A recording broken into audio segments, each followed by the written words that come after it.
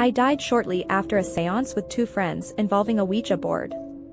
I am Estefania Gutierrez Lazaro, and my case is the only event in the history of Spain where a police officer officially recorded witnessing something paranormal. It was in 1991 when I conducted a seance in the basement of our school with 2 friends, attempting to contact a deceased friend of one of them. Suddenly, the session was interrupted by a teacher's intervention.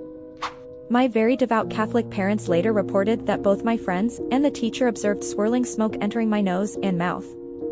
Shortly after, I began exhibiting strange behavior and suffering from hallucinations and seizures.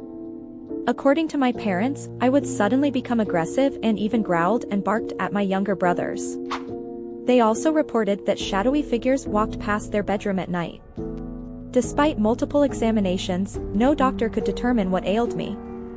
In August, I was admitted to a hospital in Madrid due to increasingly frequent seizures, and I passed away shortly after, at the age of 18. My medical records did not indicate a cause of death, and to this day, my case remains unresolved.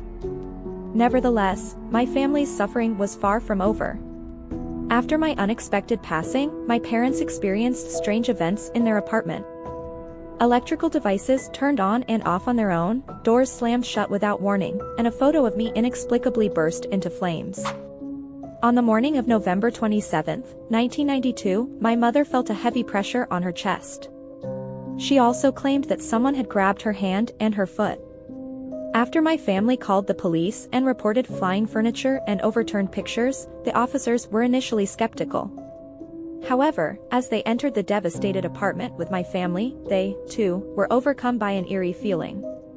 Since most incidents occurred when the room was dark and quiet, they decided to turn off the lights. Shortly thereafter, the loud slamming of a door into a dresser repeated itself, which was extremely unsettling. The police officers immediately sought an explanation but couldn't find one. At this point, four officers requested to leave the apartment.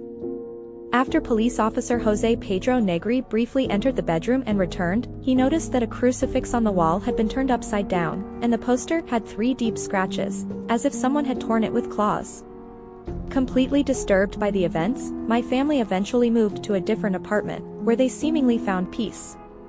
In 2017, my story was adapted into a film titled Veronica, also known as Veronica, Game of the Devil.